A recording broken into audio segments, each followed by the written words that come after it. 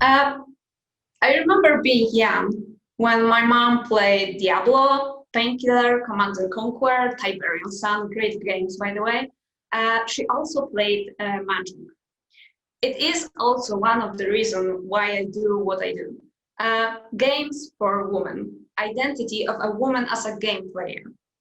Understanding how women match the defined criteria of gamers' identity will be instrumental in understanding how to develop a game and environment in which a woman will feel comfortable. A number of factors influence women's comfort experience when playing computer games or any games like mobile consoles. They include both internal and external factors that are typical to their cultural nature.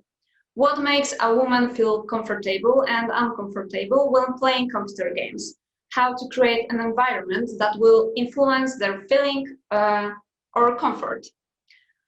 What gave rise to a stereotype of a female gamer presented in memes? Everything boils down to a few things. We female gamers want to discuss it with you. So hi, hello, my name is Magda. I work at 10 Square Games as a game designer for about 2 years now. My first memories with video games are related to my dear Amiga, which is still working and in good working condition. Games have always been present in my life. And one day I asked myself during my playing of Morrowind, why this game is so weird, why they designed it the way they designed it. And this is how my adventure with game design started. I graduated in communication design at Wrocław University, and I spent some time co-working with TK Games Academic Circle at Wrocław University of Technology. It's nice to meet you all and be here. Okay, you already know that I, as a kid, watched my mom play. I, on the other hand, have been a massive fan of MMO for the past 15 years. Since I remember, I have wanted to create games, thinking that graphic design, 3D design would be a great way for me to get into game dev. Spoiler alert, it wasn't. This is how I graduated in graphics at Higher School of Information Technology in Katowice. By the time of my graduation, I had already developed as a level in Skyrim and went on to continue my education and started to study game and virtual space development at Silesian University. While still at university, I joined 10 Square Games. 3 years ago, starting as QA tester, climbing up the ladder to the position of level designer, and later to game designer, which I am for now. Let's talk a little bit about our projects in 10 Square Games. So, two words about our projects. I'm working for the Solitaires team, and the Solitaires is a game which combines a classical solitaire gameplay with decorating and renovating gardens. Each garden has its own unique story and characters that you can meet during the gameplay. You play as an assistant of Simon Green, a nature and gardening enthusiast, who in his TV show helps garden owners solve their problems with their gardens. By moving from level to level, player unlocks subsequent parts of the story. Our game combines a solitaire gameplay and enriches it with additional mechanics and functionalities. Currently, our game is available both on iOS and Android. I work on the project called Flip This House. It's a match-3 type of game. Titles such as Roulette and Candy Crush Saga, where players need to combine 3 elements on board in order to achieve the goal. The story is based on house renovation, and the narration is conducted in the form of a TV show. If you are familiar with shows like Extreme House Makeover, you will probably guess what it is like. It's obviously directed to women. Global launch is scheduled for September, so please go check it out when it's out. let's talk a little bit how the idea to create games for women appeared in 10 Square Games. It will be a story from the type once upon a time. There was in TSG a team involved in creating sandbox games with a twist inspired by the everyone knows. One of our teams with a rich portfolio of games decided to run an experiment consisting in surveying the interest of current segment of players. In other words, what would happen if we took one of our titles, create a prototype based mainly on the change of narration by adding a little bit pink to the texture. So it turned out that a minor visual change was enough for statistical data to go through the roof, comparing to other sandbox games developed by the craft team. We knew right away we were onto something. Somebody wants to play it really badly. So does it mean we need to introduce pink textures? If we decided to exploit the general stereotype, we could say yes. But with hindsight, we can say that statistical data can be quite misleading if we don't examine their context. There is always another side of the coin, which is the key to everything. It is getting to know the player, understanding why, knowing their motivation, find out what they want, even if they cannot express it themselves, which is sometimes the case. Before we move on, we need to consider why it is worth to develop games for women. So how big is this piece of cake called games for women? And actually it might be pretty big, because depending on what research you are looking for, women are half of the players in general. And that makes the market really big. But I know what you may think. You're one of those people that put hardcore PC and console players in one box with women playing casual games. And of course, you're kind of right. There's no denying in that women likes to play casual games on mobiles, because casual games is one of the biggest market branch that earned over $8 billion in last year. For that branch, almost half of that income comes from puzzle games genre. And in that branch, you can find both of our games, solitaires in solitaire game, and flip this house in match and decorate. So we will not deny that women likes casual games, but I think it is worth to stop a little bit and ask yourself a question: why? Why is that so? Why they don't really like to play on bigger platforms? And if I'm playing new Call of Duty game on my PC, why I'm getting this by high school boys rather than high school girls? And answer to that is that women tends to play less online on both of the big platforms like PC and consoles, which is kind of different on mobiles. So I think it's worth to ask why the mobiles, why they like playing on their phones. And there is also another interesting fact from the 2070s Newzoo research. Women are less like to call themselves core players or just a gamers. They are less willing to identify themselves as a gamers. So there is a chance that if you ask a woman if she plays video games, she would say yes. But if you ask her if she's a gamer, she'll probably say no. And why is that? Why it's happening?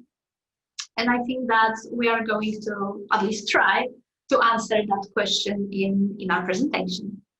So let's try to answer that question that Magda said. So who are the female players? What is their characteristic? In 2011, Andrea Levis and Mark de Griffins shared a very interesting paper on experiences and motivation of female players. On the basis of theirs and other papers, together with Magda, we distinguish a term called gamers' identity. Well, what is it? Gamer's identity consists of 4 parts. Each of the parts are related to 4 fields, identifying factors influencing women's preferences. So the first one is self. Everything that stems from me, irrespective or whatever it is determined by surroundings or not, influences choices women make. In the world of games, basing on the I, women can make decisions based on activities which they are keen on that moment. So, mood. Whenever anything makes a woman sad, for example, or depressed, she can look for a consolation or something in a game she can identify with. If she needs to let off some steam, we can smoothly go to jump to emotions directly related to mood. A woman might also want to experience a particular emotion that might influence her mood, depending on whatever she wants to change it or reinforce it. Bear with me, I will make an example in just a moment that will put this all together. We will discuss motivation in more details a little bit later, but it is important that we remember that are 2 types of motivation that might result from one another. Motivation to undertake certain actions in a game might result from women's life motivation. We will discuss them further on the example of change of emotion, but from now it should be pretty consistent. When a woman feels irritated, for example, she might be motivated to change her mood, vent anger. A motivation was generated in her real life that will influence what game she will play. So, for example, instead of choosing a match 3 or something story-based like, for example, Dragon Age, she could choose first-person shooter just to help vent anger.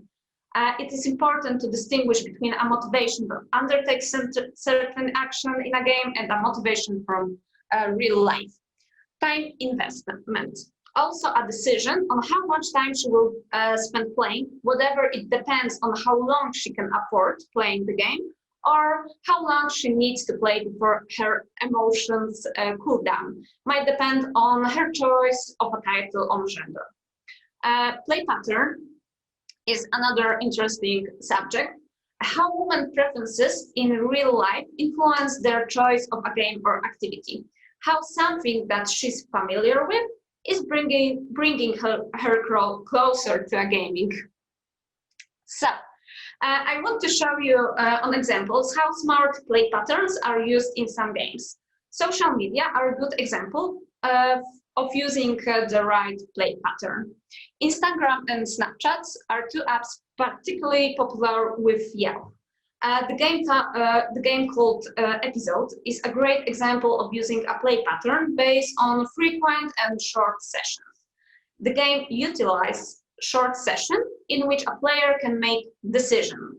Everything is spiced up, of course, with a bit of romance, shocking history, and cliffhangers. There's also a great talk you can find from creators of episodes, how they develop this game based on activities that their target is doing in social media. It's pretty amazing. You should go check it out. And another great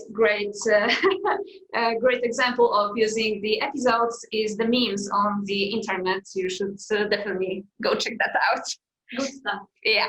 If you're the next example, if you are not familiar with Reigns, another title, you should really test it out. The play pattern used in this game is based on popular swiping, left, right, from the apps like Tinder. You should also pay attention to the material promoting the game. On the right swipe, the hunter ends up in our bedroom. Cool stuff. Another example, something that you are familiar with, is base mechanic in game. You don't have to learn anything new. The last example that I want to share with you is the old game Barbie Fashion Designer from 2004 is another proof that a playing pattern matters. It's actually a very interesting story about how this game was created, developed, and utilized play pattern. It's one of the most interesting play patterns I have ever seen. The game made it possible to print paper designs that could be formed into functional paper clothes for Barbie dolls. Great idea. My sister was doing this. Yeah. The next part of our gamer's identity is social factors. Here, the most important factor that influence women as a gamer is the society. So, people, playing game is masculine. Well, it's a vast subject that I will only scratch surface. Female gamers are often stereotyped in a way which shows gaming in a bad light. The opinion that computer games are the preserve of men has only recently been contested. It has already been established that in some cases there are more female gamers than their male counterparts, but still computer games, mobile games, console games are regarded as typical male activity. This is related to an image of a gamer shaped by the media. Magda will talk about this in a moment. Another great study analyzed the performance of women playing MMOs. The research conducted that women playing MMOs often try to hide their identity in order to not be perceived as the weaker sex that needs to be helped and is not good enough. This is why women alter their voice in communicating apps or choose a male avatar. Women insist that when they play using a female avatar, they are perceived to be noobs, not worthy of their accomplishments, and are constantly harassed by male players, thus not being able to enjoy the game. Until they switch to a male avatar, which paradoxically makes them more trouble to drop from the game. Why? Because they found it difficult to identify with a male avatar. So, playing games is a waste of time, guilty pleasure, guilty conscience. So it's a very interesting subject. Have you ever felt that you were neglecting your duties because instead of attending to them, you were playing a computer game? How many of you have abandoned exploring another level in Diablo or skipped a session in PUBG? Everything depends on whenever you can rationally justify your choices or not. According to research, again by Andrea Levis and Mike Griffiths, it is one of the reasons why women stop playing computer games or feel bad about it. It also depends on the community. When their community perceives gaming to be positive, it's more probable that women will continue to play and will not feel that she has wasted her time as a result. It also depends on the partner or kids or even grandchildren if they accompany or support the woman while she plays. And another part is influence, looking for opinions, reviews, influencers on decision made by female gamers. Women learn about computer games from friends, families, on social media, and from advertisements and reviews. They are introduced to gaming by family member rather than develop an interest of their own. It's also the next subject that Magda will going to talk about in a moment. Okay, so let's talk a little bit about how we present games on the market, how we present them to our audience. So the first thing is that we like to put on game boxes our protagonists. And the research shows that women tends to play more in games where they can surprisingly play as a woman, which is kind of logical because they can feel more connected to the character, and as Eliza mentioned, they are less likely to drop your game if they can play as a female. It doesn't mean that no woman ever will play The Witcher 3 because Geralt is a man, no. But if the accepted conception story of reality or game, allow depicting your hero as a female. I think it's a good idea to let the female players play basically as themselves, or allows them to impersonate a savior of the galaxy, a lab rat who fights for her freedom, or just a mecha pilot. So we have the main hero of our game. The next thing is how we present that hero to the players. And one of the biggest problems in the video games market is the sexually stereotypical content. So we all know how controversial this issue might be. There is no denying that women like to feel sexy, they like to be noted and to feel attractive, but there are some boundaries to that. There's an interesting study called "When I Click OK, I Become Sassy, I Become Girl," where researchers interviewed women playing RuneScape, and the respondents agreed that they would like to lead a physically attractive models who do not look like idolized cuties from the comic books. And that's how they described the models that were available in the game. That was not their canon of beauty. So it's worth to remember that there are different ideals of femininity. Not every woman has to be that strong, independent, living up to every challenge that life throws at her. But at the same time, not every woman is sensitive, caring, emotional healer that only waits for you to lend her hand in troubles. Remember, when you are creating a female character, to give her the right motivation, the proper backstory, because you can create the most emancipated female character in the history of video games. But if your motivation boils down only to "we need a female character in our game," the players will spot that instantly and call you out for that. So I mentioned the case of the box art. In 2012, Irrational Games sparked a controversy when they presented the final cover for the BioShock Infinite. The first version they had depicted Elizabeth, the one of the main characters, alongside Songbird. But at the end of the day, they choose to show on their box art Booker DeWitt, another main character. So basically, they show their audience a guy with a big gun. And the fans didn't like that much because, in their opinions, it didn't fit right into the game and it didn't show right about what the BioShock is. Kevin Levin, the CEO of Irrational, justified the decision by saying that the cover was directed to people who occasionally play video games, who do not visit websites for the gamers, and who makes purchases based on what they see, based on impulses they are buying with their eyes.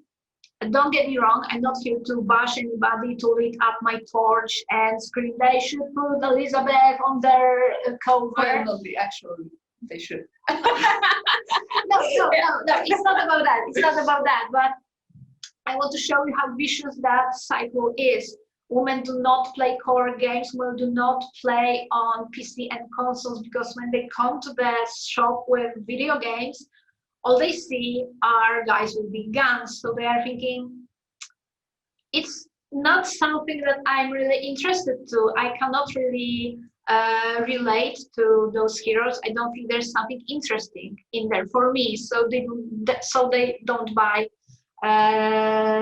core games. And later we can read that in the research. So we don't make core games for women because they will not buy that, and the circle is closing. So another thing is more outside factor. While developing games for women, it's worth to notice and remember on which platform you are creating your game, because the platforms are perceived differently for different audience. So we mentioned earlier that women likes to play on their smartphones and likes to play the casual games. So why smartphones? Why not other platforms? And at first, it's worth to mention that the number of smartphones in the device market is increasing. Basically, everybody has a smartphone now. Also, with the increasing number of available phones, the cheaper devices, a number of women that play mobile games is also increasing, which is logical. But I think the answer to that question, why mobiles, I think it is time and money investment level that you need to put in order to start playing video games. So let's say that you want to start playing games. For $100-$200, you can buy a decent smartphone that allows you to play most of the mobile games. While the premier price for PS4 hovers around 470, not to mention the prices, or for example, new NVIDIA graphic cards. There is not even a compare that smartphones are just a cheaper piece of equipment to buy. And imagine that you want to start playing video games, and so suddenly you are thrown into those vast pit of different choices that you need to make. You need to buy the right equipment. So for PC, you need to search for different parts, how to put them, different prices in different shops. For console, well, there are much less equipment here, but still you need to buy additional things like subscription to play online, for example. So when you have so many choices, also it drives your fear of loss. It drives your fear of loss, because you're afraid that you will invest your money in a wrong way, that you will lose this money on buying not the proper device that you need. So there's no worse feeling that your PC that you just bought will not run the game that you want to try. That is actually horrible. So the price on the device is the one thing. The second thing is the price on the games itself. So let's say that you want to play a brand new AAA game. You need to pay at least $60 for that game, when you are not sure if you are going to have fun with games, actually. In the same time, there's an ocean of free-to-play games on the mobile market that you can install on your phone, check it out, and if you get bored, you can just uninstall them and forget about them. And the only thing that you will lose here is your time, but not your money. And there's no worse feeling buying a video game and finding out that on the next day it's at the half price because there is a sale, for example, on Steam. It's also worth to note that women very rarely start playing core games on their own. Usually they're introduced to them by the family members, friends, or acquaintances. Someone who has never been into gaming will absolutely find the number of platforms, productions, and distributions overwhelming. It's very difficult to make the right call, to make the right choice. In GDC Talk Girl Games of 1990s, a retrospective, the creators of the first Barbie game mentioned how important it was to release their game on PC, because back then in the 90s the PC was perceived as a working platform on which men and women could equally work, while consoles had a reputation of toys for boys. So If you are developing a game for women, you want to attract female players to your game. Remember about the nature of platform that you want to release your game, and try to look what kind of titles this platform might be missing, what you can feel, and what new thing you can sell to us, the female players. Yeah. And the other thing is that, well, everyone nowadays have a smartphone. So yeah, let's say the classical quote, well, don't you have smartphones? Don't you guys have phones? Yeah. So let's go to motivation. If you still have not read research conducted by Quantic Foundry on motivations, you definitely should. With Magda, we will focus on those that resonate among female gamers in our products, Solitales and Flip This House. In 2015, Quantic Foundry, a company specializing in analyzing the games market, published a conclusion from its study. On the basis of a survey of 400,000 gamers, they defined 6 most important factors influencing gamers. You can see 3 of them on the presentation. More information about the study and its conclusion can be found on GDC website, and we both recommend watching it because it's packed with very interesting cases and Good stuff. Yeah. We find it particularly interesting because we find the defined motivation in games we play. Before we move on, let me ask a dead serious question. I know you can't answer me right now, but maybe on the Q&A panel, I want to hear your answer. So Tris or Jennifer, yeah, don't spoil it, or Shani, Tali, maybe Miranda, or maybe you have chosen your next death from among these caring daddies. The first is the narrative and the story. Women, when playing computer games, look for a story background. They expect to be thrown into a mad whirl of events like reading the romance book or something like that.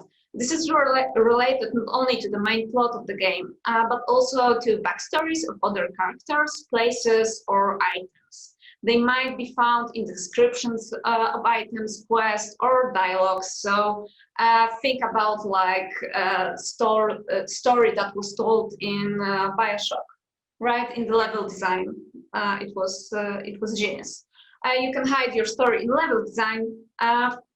In Flip This House, we use story as addition to decorating parts of the game.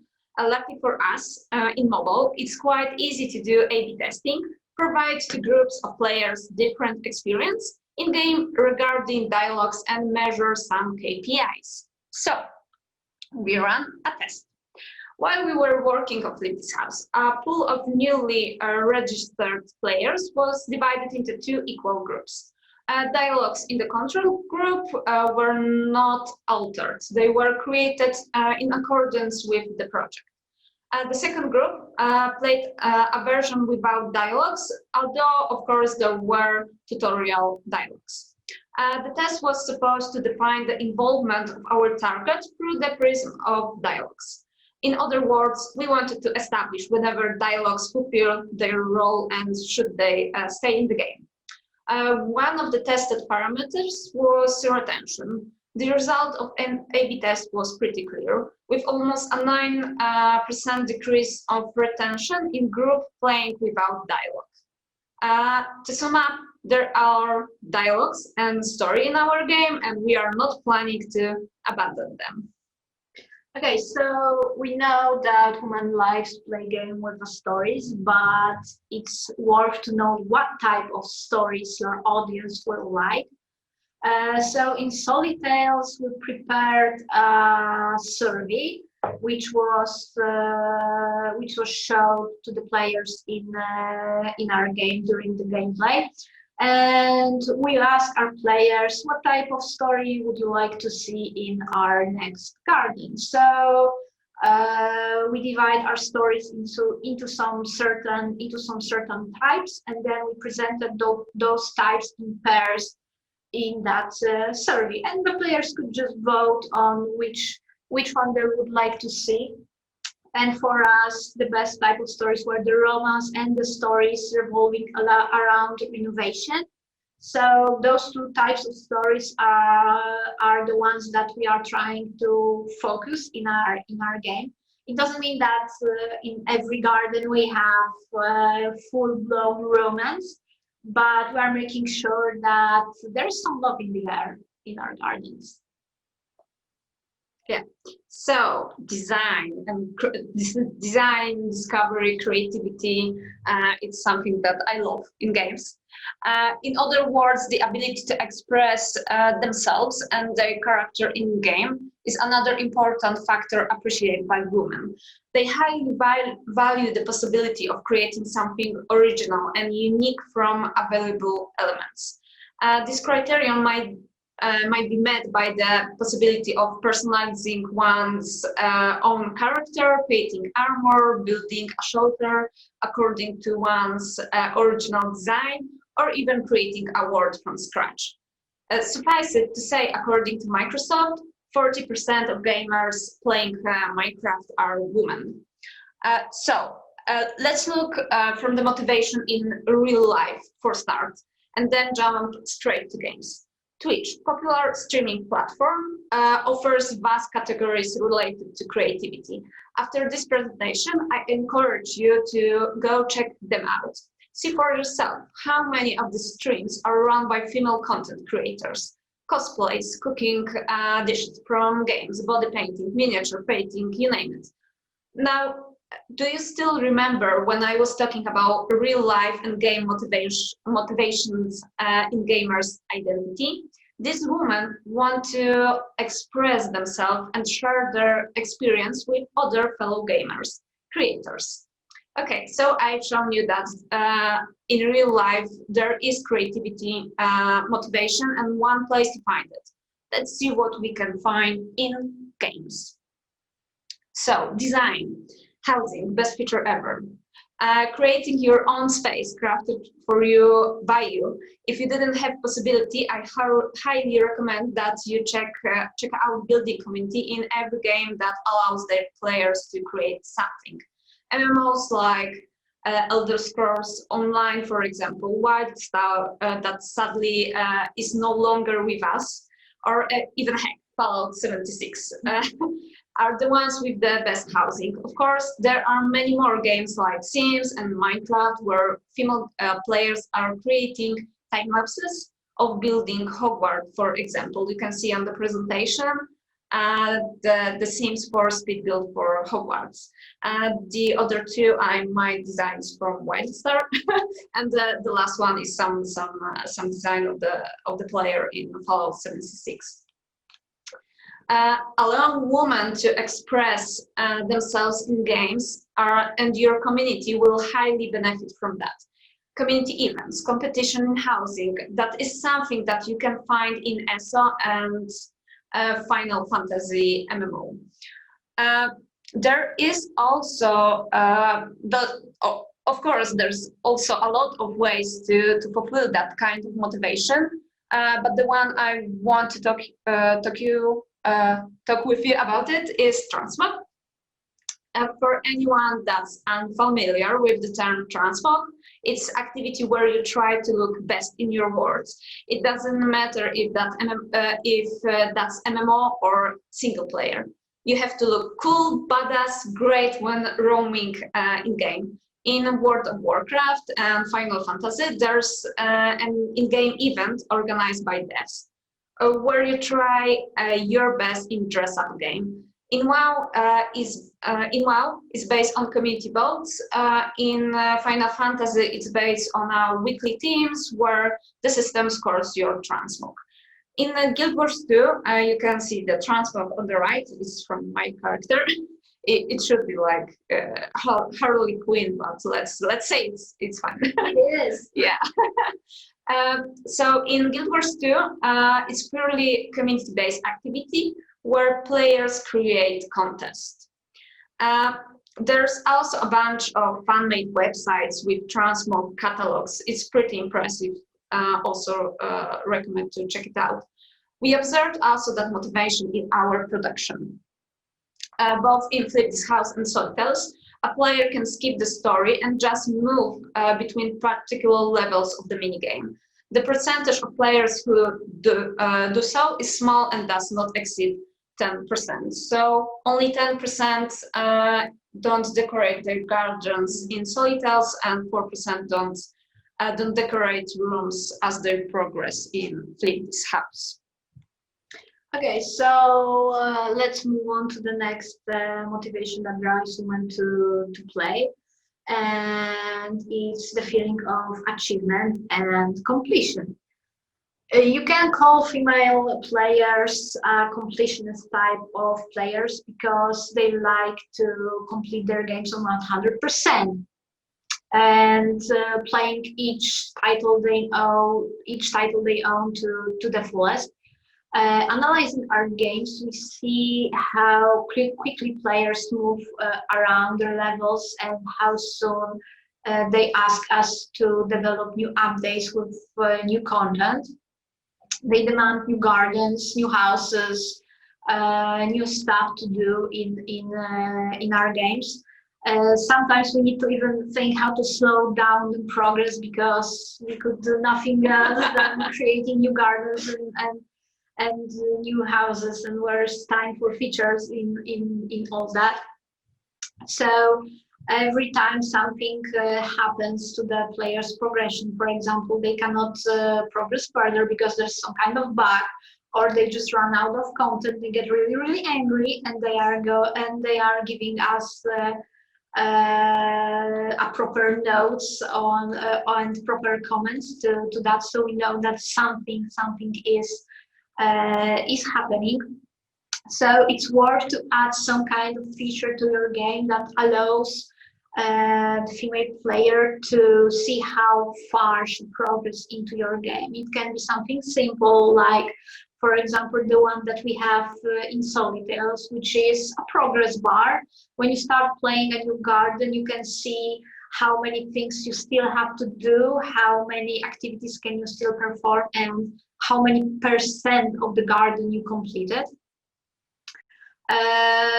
Women like to share their achievements, like to boast maybe a little bit about them. So it's nice to have something that allows them to do that, to allows them to say, hey, look, that's mine, I created that, look how cool it is.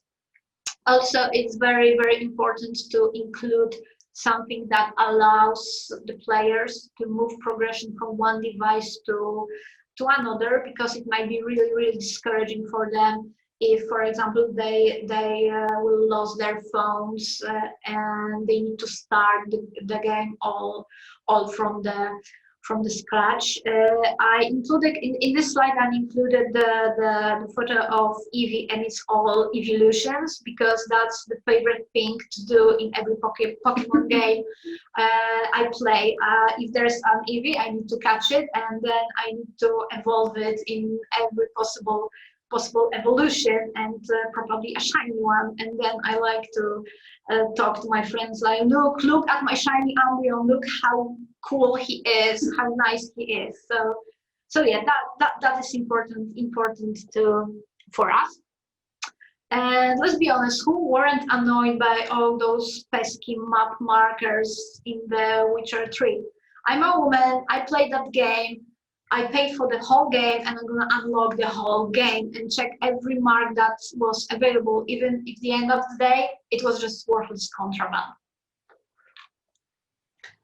So let's talk about the key things that we want you to take out from this presentation. The first one is gamer's identity. This tool created by me and Magda it's told to describe the gamer, not only the woman, but the gamer. So remember that self, it's everything that stems from me, This field includes emotions, parts of one's motivations, mood, and personal preferences. People, society, communities, people who can shape a woman as a person or a gamer as a person. When circumstances are right, it can be a positive factor, but in other cases, it might be a negative force contributing to women's fall or player abandoning the game. So also remember about the technologies and the knowledge of technologies accessible to women. It determines possible channels through which women can explore the world of your game. And remember how different platforms are perceived by the players. And another thing is remember how market presents products dedicated to women, how does it shape gaming, and whenever is it consistent with the reality in which female players function. Yes. Also, the other thing is the motivations that fall into the third part of gamers' identity. It's story immersion creates context for a game. Yeah, exactly. So first, so we have the story, we have the proper context. From this context, let's choose a proper fantasy that you will present to your players. And the next thing is the creativity. Yeah, creativity. Remember, housing is the best. But provide female players with possibility to express themselves. Even it's a simple feature like changing your avatar. It's always great to have something to allow this motivation to be played in your game. And achievement. Yeah, so show how much your game offers to discover how far I can get into your game, how much I can still do, and give me something that I can show to my friends. Yeah. You have to remember that everything that we talked about is a spectrum. Spectrum is everything. If you fall into one of this motivation, it doesn't mean that you are changing into a woman. It only means that women are also gamers, and we as a human being are able to play games as equal. Just need a little bit push. So other takeouts that we think it's great to say. Yeah, so develop more games directed towards women because we miss them. Don't be afraid saying, hey, we got a game for you, go check it out because it's cool. Yeah, we look for an interesting story, character, and possibility to express ourselves. Housing, remember. Yeah, and we like to complete our games in 100%. If we pay for the game, we will complete the game fully, and we would like to discover everything you have for us. Yeah, and the last one is very important. Remember that your target is not yourself, because sometimes it's a trap that we as game developers fall into. You have some tools that are available for you, like personas. Try to create them and try to update them as you develop the game, and see if some features that you are making for them are in fact crafted for them, or are you crafting that feature for you. So saying that, I want to just say that going through this presentation and starting with the question that my mom played Diablo and Painkiller when I was young. Now I know why she did it. and why later she played Mahjong. Yeah. Okay. So thank you very much for your time. My name is Eliza Chyży. I'm Magda Petryk. If you have any other questions, hit us up via email or social media, LinkedIn or something like that. Yeah. See ya. Stay safe.